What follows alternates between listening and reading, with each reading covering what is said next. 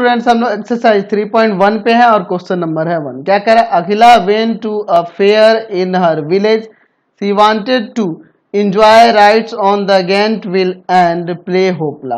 देखिए अखिला जो है अपने गांव में लगे मेले में घूमने गई और वह क्या चाहती है?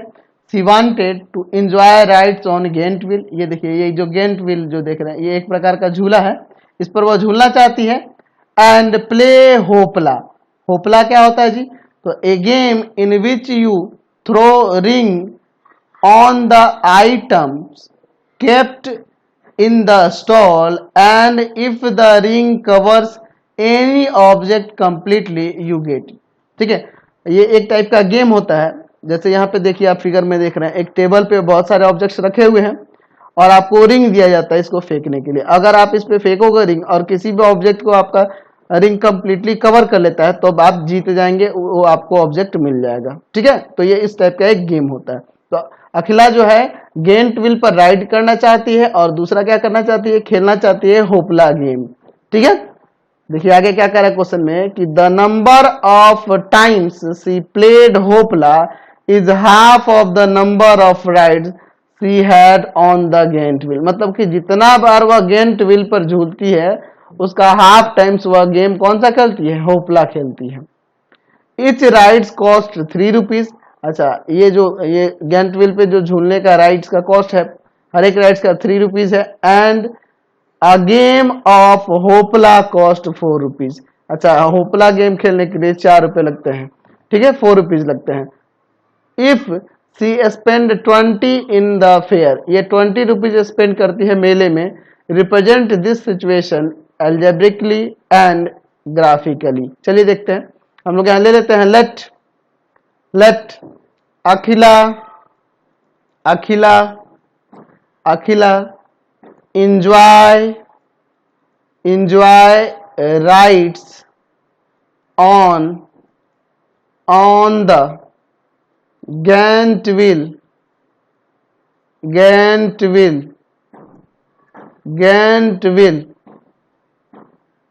x times.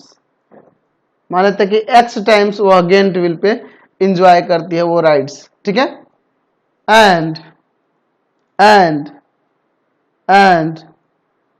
Play hoopla y times, और जो गेम होपला जो है y टाइम्स खेलती है। ठीक है, अकॉर्डिंग टू क्वेश्चन। अब इसके बाद देखिए आपके क्वेश्चन में क्या कह रहा है कि the number of times she played hoopla is half the number of rides she had on the giant wheel. यानी कि गेंट व्हील पर जितना राइड करती है उसका हाफ वह होपला खेलती है। तो इसका हाफ हमने कर दिया, इसको उधर ले जाएंगे तो x इक्वल टू 2y, इसको इधर लाएंगे तो x minus 2y equal to में 0। ये हमारा इक्वेशन आ गया। तो ये अभी हम लोग कैसे रिप्रेजेंट कर रहे हैं? एल्जेब्रिकली रिप्रेजेंट कर रहे हैं हम लोग इसे। चलिए आगे देखिए। नाउ आगे क्वेश्चन में क्या कह रहा है कि 3 रुपीज लग रहे हैं ईच राइड्स के। तो x टाइम्स राइड करती है तो कितना रुपए हो गए, कितने रुपीज हो गए? 3x और प्लस 4 रुपीज लगते हैं होपला गेम खेलने के, तो ये y टाइम्स खेलती है तो 4y इक्वल टू में टोटल मिलाकर कितना स्पेंड होता है? 20 रुपीज। तो ये आपका एक इक्वेशन हुआ और दूसरा इक्वेशन ये हुआ। तो हमने ये दोनों इक्वेशन दिखा दिए। तो अगर हम लोग बात करें इसके अलजेब्रिकली रिप्रेजेंटेशन के, ठीक है, तो हम लोग यहाँ पे लिख सकते हैं कि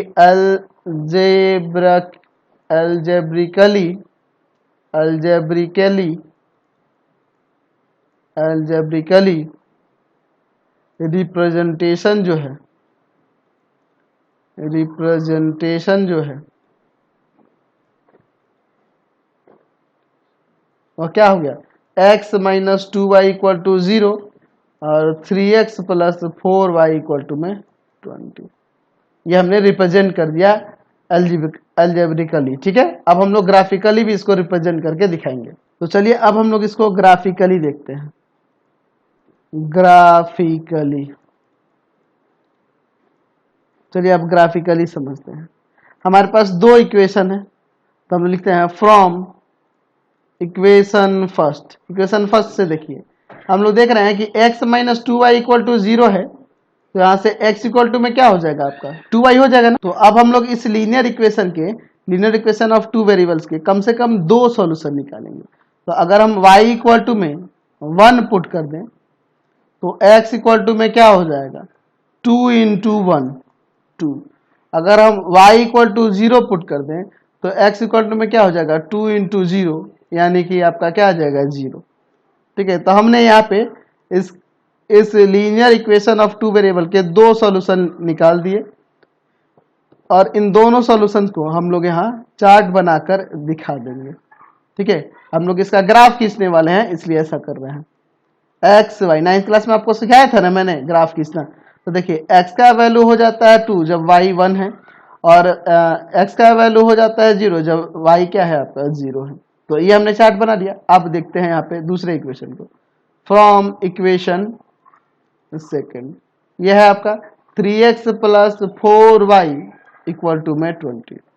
तो 3x इक्वल टू में हो जाएगा 20 माइनस 4y, यानी x इक्वल टू में हो जाएगा 20 माइनस 4y बाई 3। अब इसमें पुट करते हैं, पुट y इक्वल टू में हम लोग ले लेते हैं 2। तो x इक्वल टू में क्या हो जाएगा 20 माइनस 4 इंटू 2 बाई 3। हम लोग कोई भी रियल वैल्यू यहाँ ले सकते हैं, कोई दिक्कत नहीं उसे। हम लोग ऐसा लेके चलेंगे ना कि सिंपल से सिंपल वैल्यूज आए एक्स वाई के। ठीक है, इसलिए ऐसा सोचेंगे। 20 माइनस 4 2 जा 8 और बाई में 3, यानी क्या हो जाएगा यहाँ पर, तो यहाँ पर आ जाएगा x इक्वल टू में 12 बाई 3। तो 3 4 जा 12। देखे ना, मुझे पहले से ही पता था कि ये सिंपल वैल्यू हमें मिल जाएंगे। ठीक है, चलिए अब हम लोग पुट करते हैं, पुट y इक्वल टू में 5। तो x इक्वल टू क्या हो जाएगा 20 माइनस 4 इंटू 5 बाई 3।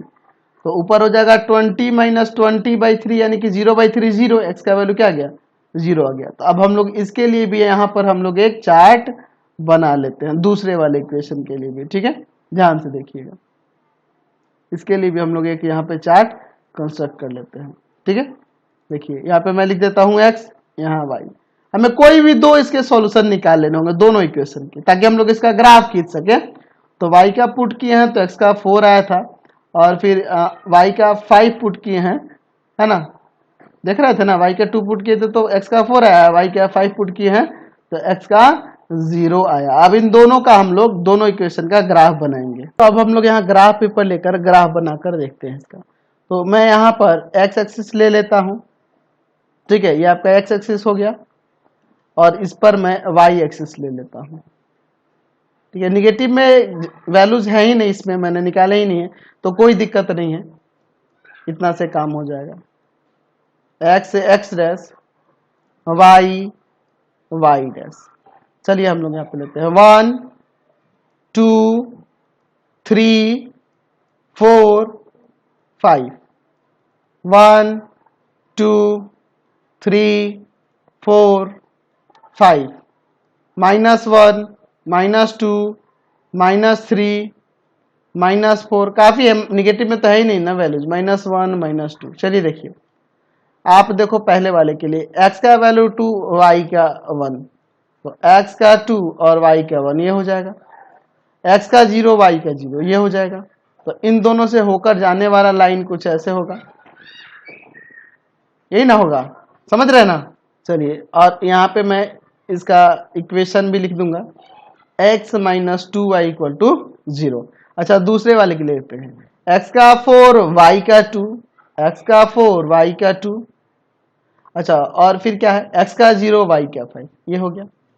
तो इन दोनों से होकर जाने वाला लाइन जो होगा कुछ इस तरह से होगा ना। चलिए, और इसका भी आप चाहो तो यहाँ इक्वेशन लिख सकते हो, क्या था 3x plus 4y equal to में 20। तो हमने ग्राफिकली भी रिप्रेजेंट करके दिखा दिया।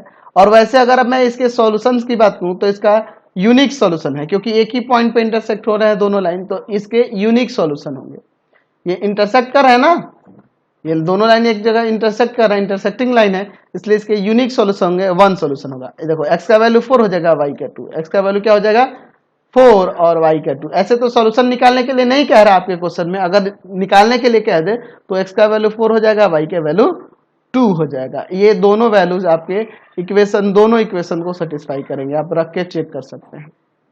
समझ गए? तो ये इसके सॉल्यूशन हो गया, यानी कि नंबर ऑफ राइट्स 4 हो जाएंगे और जो होपला गेम खेले हैं वो कितने बार खेले हैं? 2। समझ गए? चलिए क्वेश्चन नंबर 2 देखिए क्या कह रहा है।